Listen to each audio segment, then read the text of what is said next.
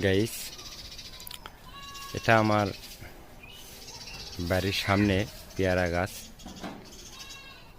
পেয়ারা ধরছে অনেক, আলহামদুলিল্লাহ। আল্লাহ যতটুকু চাইছে, আমি বুঝতে পারছি না যে এগুলো আদৌ থাকবে কি না। তো আল্লাহ ভরসা, আশা করি।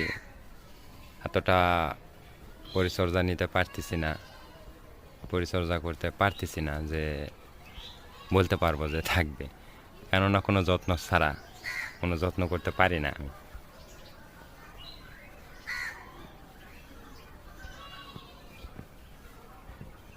অনেক মিষ্টি পেয়ারাটা।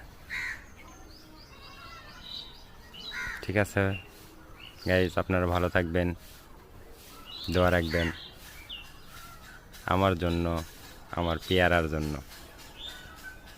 সালামু আলাইকুম।